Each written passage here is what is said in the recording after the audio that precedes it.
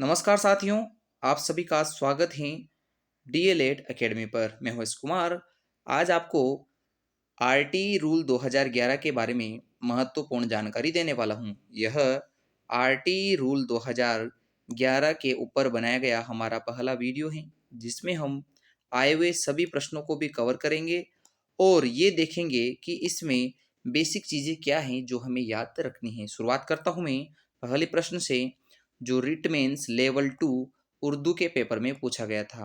इस पेपर में प्रश्न आया कि शिक्षा का अधिकार राजस्थान में इसका क्या नाम है। शिक्षा का जो अधिकार अधिनियम है, इसका राजस्थान में क्या नाम है।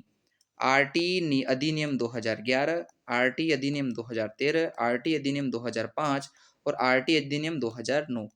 अब यदि किसी बच्चे ने आरटी रूल 2011 पढ़ा है, तो वो कोशिश करेगा कि जैसे ही राजस्थान के संदर्भ में उससे प्रश्न पूछा जाएगा, तो वह आंसर क्या लगा के आएगा, आरटी अधिनियम 2011। जबकि ऐसा कोई अधिनियम राजस्थान में नहीं बना है। मैं वापस बोल देता हूँ, हमारे राजस्थान में आरटीई रूल 2011 चलता है। रूल का मतलब नियम, जबकि अगर यहाँ एक्ट होता, एसीटी, एक्ट का मतलब होता है अधिनियम। तो अधिनियम तो राजस्थान में एक ही चलता है, और वो अधिनियम कौन सा है, आरटी एक्ट 2009। तो आरटी अधिनियम 2009 के तहत ही हम राजस्थान में आरटीई रूल 2011 को पढ़ पाते हैं। इसलिए ये प्रश्न काफी इंपॉर्टेंट था, और ये जब पूछा गया तो अधिकांश बच्चों ने इसमें गलत जवाब लगाया है। इसलिए इस प्रश्न को अच्छी प्रकार से ध्यान दीजिएगा कि राजस्थान में भी जो शिक्षा का अधिकार अधिनियम है, वह आरटी अधिनियम 2009 है। बस उसमें संशोधन करके हमने रूल के नाम से 2011 में अलग से भी लॉन्च किया है। अब बढ़ते हैं अगले प्रश्न की ओर। रिट मेंस लेवल 1 2023 के पेपर में प्रश्न पूछा गया था कि जो राजस्थान में आरटी नियम चलता है या नियमावली चलती है, इसमें कितने भाग हैं टोटल और कितनी धाराएं हैं। तो आपको ध्यान रखना है कि आरटीई रूल जो राजस्थान में चलता है, आरटीई रूल 2011, इसके कुल 10 भाग हैं, और 10 भाग के अलावा इसमें 29 धाराएं हैं। तो 29 धाराएं और 10 भाग, ये प्रश्न भी L1 में पूछा गया था। उसके बाद छोटे छोटे प्रश्न भी आगे के रिट मेंस के एग्जाम में पूछे गए थे। जैसे कि संस्कृत के पेपर में पूछा गया था कि राजस्थान आरटी नियम 2011 में कितने भाग हैं। तो अभी आपको बताया मैंने कि 10 भाग हैं। फिर पूछा गया था पंजाबी वाले पेपर में कि राजस्थान आरटी अधिनियम में कितनी धाराएं हैं। तो 29 धाराएं हैं। और L1 में तो दोनों को एक साथ कंबाइन करके पूछ लिया गया था। फिर उसके बाद ही कि राजस्थान आरटी नियम किस वर्ष अधिसूचित हुआ, यानी कि यह किस वर्ष इसकी अधिसूचना जारी हुई। तो 29 मार्च 2011 को इसकी अधिसूचना जारी हुई है। ये हमने नीचे लिख रखा है। जब ये प्रश्न आपके सामने थ्योरी के रूप में आएगा तो आप तुरंत समझ जाओगे। आपको इसलिए मैं ये क्वेश्चन समझा रहा हूँ क्योंकि ये सबसे सीधा हमारा टॉपिक है, जिसमें आपको ज़्यादा रटना नहीं है। क्यों? कि ऑलरेडी आपने आरटी 2009 पढ़ा है, उसी में से ज़्यादातर चीज़ें यहाँ हैं, किंतु वो राजस्थान के हिसाब से आपको दी गई हैं। तो यहाँ आपको याद रखना है कि शिक्षा का अधिकार राजस्थान में 2009 वाला ही चलता है, उसी के हिसाब से आरटी रूल 2011 बनाया गया है। और ये आरटी रूल जो 2011 में बना है, इसमें 10 भाग 29 धाराएं हैं। इसकी अधिसूचना 2011 में ही 29 मार्च को जारी की गई थी। तो ये अभी हमें पता लग गया है। फिर अगला प्रश्न है, यदि आरटीई का प्रावधान राजस्थान में या किसी राज्य में होता है, तो उसके लिए संस्था कौन सी होती है, एससीईआरटी। आपको मैंने पढ़ाया था, धारा संख्या 29 पढ़ाई थी आरटीई की। तो आरटीई की धारा संख्या 29 में हमने पढ़ा था कि एक अकादमिक संस्था होती है, केंद्र में भी होती हैं और एक राज्य में भी होती हैं। तो राज्य में जो होती हैं वो होती हैं एससीईआरटी, जबकि केंद्र में होती हैं एनसीईआरटी। तो यहाँ क्या पूछ रहा है, राज्य के हिसाब से पूछ रहा है। तो राज्य की नोडल एजेंसी एससीईआरटी होती है। चूंकि राजस्थान में है तो इसे आरएससीईआरटी भी कहा जाता है। अब बढ़ते हैं अगले प्रश्न की ओर। अगला प्रश्न है कि राजस्थान आरटी नियम 2011 के अनुसार प्रतिपूर्ति वर्ष में 2 बार होती है, और वो सीधे किसको की जाती है प्रतिपूर्ति, तो विद्यालय को की जाती है। जब मैंने आपको धारा 12 पढ़ाई है, उस धारा 12 राजस्थान में निजी विद्यालयों में निःशुल्क प्रवेश में आपको मैंने ये प्रश्न करवाया था कि जब प्रतिपूर्ति का प्रश्न आएगा तो प्रतिपूर्ति विद्यालय को की जाती है और 2 बार की जाती है। तो ये आपका आंसर हो चुका है। हालांकि ऐसा नहीं है कि आपको यहाँ मैंने प्रश्न पढ़ा दिया, आप मैं इसको समझाने वाला नहीं हूँ। ऐसा नहीं होगा। पहले हम केवल इसे यहाँ ऐसा देख रहे हैं कि प्रतिपूर्ति कितनी बार होती है, 2 बार। और ये कब-कब होती है, विद्यालय को ही क्यों होती है, इसको भी हम अगले वीडियो में समझेंगे। बस इस वीडियो में ये जानकारी ले रहे हैं कि यदि इन्हीं में से कोई प्रश्न आ जाए या इंट्रोडक्शन में से कोई प्रश्न आ जाए तो गलत ना हो। फिर अगला प्रश्न अंग्रेजी में L2 में पूछा गया था। वो प्रश्न क्या था कि राजस्थान आरटी नियम 2011 के प्रावधानों के अनुसार विद्यालय विकास योजना, अब एसडीपी की मैं बात करूं, स्कूल डेवलपमेंट प्लानिंग, ये एसएमसी के द्वारा की जाती हैं।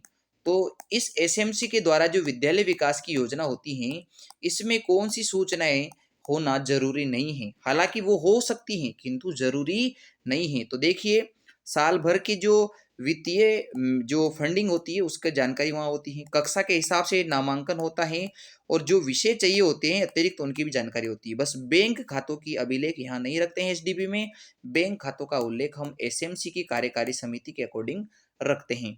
तो एसएमसी के अंदर एसएमसी में ही बैंक खातों का उल्लेख होगा, एसडीपी में नहीं होगा, क्योंकि एसडीपी जो है एसएमसी के द्वारा ही गठित की जाती हैं या उसमें चीजें होती हैं।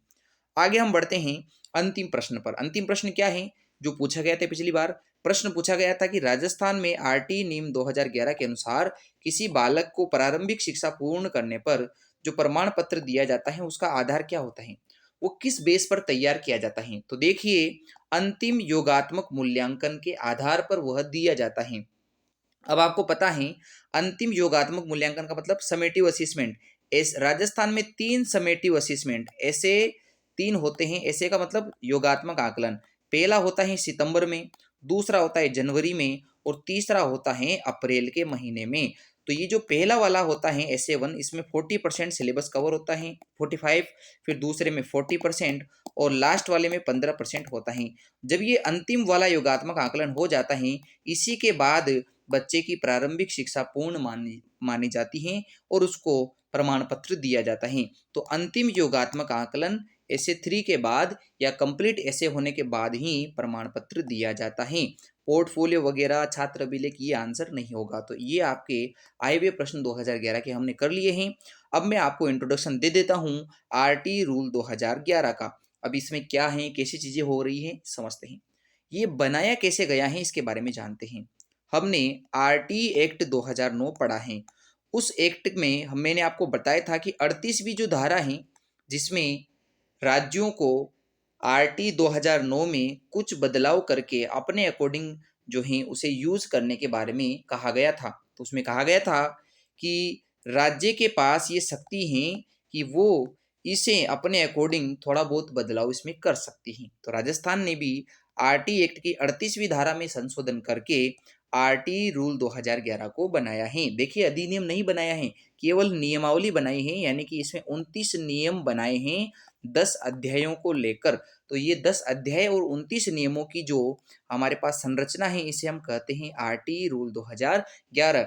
इसे धारा 38वीं जो आरटी अधिनियम 2009 की है उसके तहत प्रदत्त शक्तियों का प्रयोग करके बनाया गया है।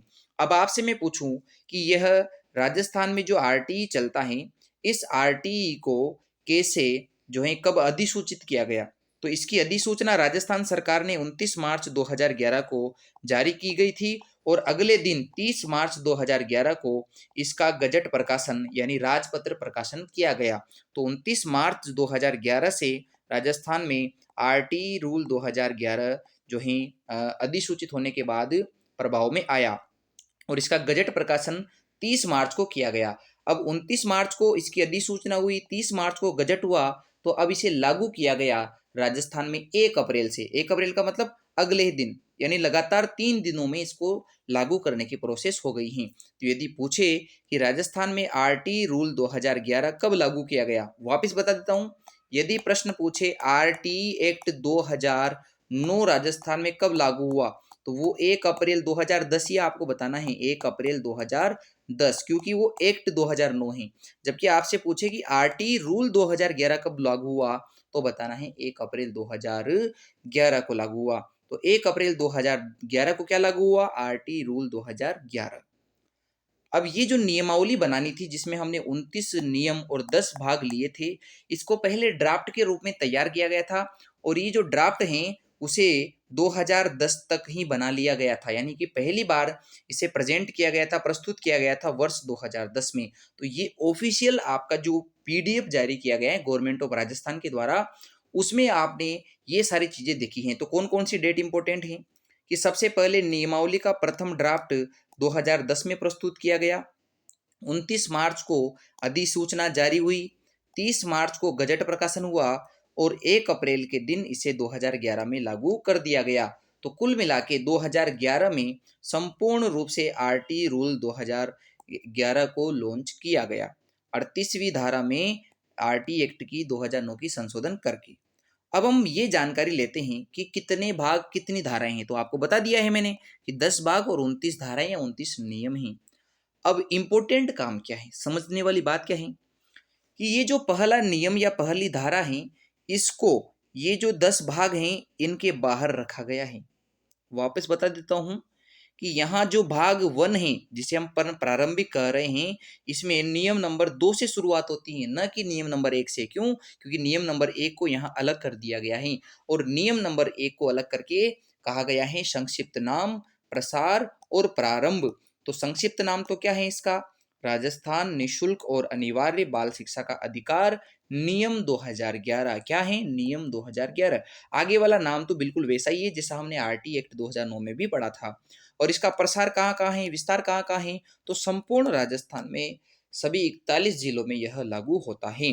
प्रारंभ की मैं बात करूं कि इसे कब से प्रारंभ माना जाएगा, तो 29 मार्च 2011 को जो अधिसूचना जारी हुई उसी दिन से इसे प्रारंभ माना गया है और इसे संपूर्ण राजस्थान में 1 अप्रैल 2011 को लागू कर दिया गया है। तो यह नियम नंबर 1 सभी 10 भागों के बाहर हैं और इसको अलग से शुरू में बताया गया है। अब हम ये जानकारी ले लेते हैं कि जो 10 भाग हमने पढ़ने हैं, उन 10 भागों में कौन कौन सी धाराएं कब सम्मिलित हुई हैं। तो शुरुआत करते हैं भाग नंबर 1 की। आरटी एक्ट 2009 में भी पहले भाग को प्रारंभिक कहते हैं, यहाँ भी प्रारंभिक कहते हैं। बस वहां 2 धाराएं आती हैं जबकि इसमें एक धारा सम्मिलित है, धारा 2, नियम नंबर 2। अब यहाँ क्या है कि वहां एसएमसी को धारा संख्या 21 में रखा गया था, बट यहाँ एसएमसी को भाग संख्या 2 बनाकर इसमें 3 धाराएं जोड़ी गई। धाराएं 3, 4, 5 बोले तो नियम नंबर 3, 4, 5 को दूसरे भाग एसएमसी में रखा गया है। फिर वैसा ही हमारा सेम टू सेम भाग है, वहां दूसरा भाग था आरटी एक्ट 2009 में आरटीई के नाम से, और यहाँ इसे तीसरा बना दिया गया है जिसे नियम नंबर 6 में पढ़ना है। फिर राज्य सरकार, स्थानीय प्राधिकारी और माता पिता के कर्तव्य हैं। तीन जनों के कर्तव्यों को 3 नियमों में बताया गया है, नियम नंबर 7, 8, 9 के अंदर। फिर विद्यालय और शिक्षकों का दायित्व शुरू होता है 10 से 15, नियम नंबर 10 से नियम नंबर 15 तक। और अध्यापक के बारे में जानकारी मिलेगी आपको नियम नंबर 16 से 21 में। अध्यापक के दायित्व अलग किए गए हैं जबकि अध्यापक से रिलेटेड जानकारी अलग से आपको 16 से 21 में बताई गई है। फिर पाठ्यचर्या और प्रारंभिक शिक्षा पूरी करने को 2 धाराओं में बताया गया है, 22 और 23 धारा में। शिकायत निवारण को भी 2 धाराओं में बताया गया है, 24-25 में। बाल अधिकारों को 3 धाराओं में रखा गया है, बाल अधिकार संरक्षण को 26, 27, 28 में, और प्रकीर्ण को अंतिम धारा अंतिम नियम में रखा गया है, नियम नंबर 29। तो वापिस समझते हैं, प्रारंभिक में केवल एकमात्र धारा आती है, नियम नंबर 2। प्रारंभिक के अंदर ये जो पहली धारा है या जो पहला नियम है वो सम्मिलित नहीं किया गया है। ये इंपॉर्टेंट प्रश्न है जो आपको ध्यान रखना है। और दूसरा जो भाग है एसएमसी, इसमें 3 धाराएं हैं, 3, 4 और 5, यानी धारा संख्या 3, 4, 5, नियम संख्या 3, 4, 5 को इसमें लिया गया है। आरटी वाली जो धारा है वह धारा तीसरे भाग में है, नियम नंबर 6। अगला है राज्य सरकार, स्थानीय प्राधिकारी, माता पिता। ये वहां भी ऐसा ही था, 7, 8, 9, 3 नियम है 3 जनों के लिए। फिर ये विद्यालय शिक्षकों के लिए 10 से 15 वाला नियम, शिक्षकों के लिए 16 से 21, पाठ्यचर्या पूरा करने से संबंधित 2 हैं, शिकायतों के लिए भी 2 हैं, और बाल अधिकारों के संबंधित 3 नियम हैं, और प्रकीर्ण के लिए 1 नियम है। तो आप इसे अच्छे प्रकार से याद रखें कि पहले अध्याय में 1 नियम, दूसरे अध्याय में 3 नियम, तीसरे अध्याय में 1 नियम, चौथे अध्याय में 3 नियम, 5वें अध्याय में आपके 6 नियम, छठे अध्याय में आपके 16 से 21 में भी 6 नियम आएंगे, 16, 17, 18, 19, 20, 21। फिर उसके बाद पाठ्यचर्या मूल्यांकन में 2 नियम, फिर शिकायत में भी 2 नियम, बाल अधिकारों में 3 नियम और प्रकीर्ण में 1 नियम। तो इस प्रकार आरटी रूल 2011 को हमें याद रखना है कि इसका नाम क्या है, इसे राजस्थान में कब लॉन्च किया गया, इसे लागू कब से किया गया है, अधिसूचना कब जारी हुई, प्रथम ड्राफ्ट कब बना है, कितने भाग हैं, कितनी धाराएं हैं, कौन सी धारा कौन से भाग में आती हैं। तो आज हमारा इंट्रोडक्शन में ये काम हो जाएगा। साथ ही में ये जो प्रश्न आ चुके हैं इनको भी अपन ने पढ़ लिया है। तो आज आपको पीडीएफ नहीं मिलेगी, पीडीएफ आपको अगले वीडियो में जब इसे पूरा कर लिया जाएगा उसके बाद मिल जाएगी एक साथ। तो ये पहला भाग था जो हमने पढ़ा। तो इस 15 मिनट की क्लास में आपको ये समझ में आ गया होगा कि आरटी रूल 2011 क्या है। अब इसकी कल एक छोटे से वीडियो में सभी धाराएं पढ़ा दी जाएगी ताकि आपको धाराएं भी याद हो जाए और आज की जानकारी भी अच्छे प्रकार से याद हो जाए।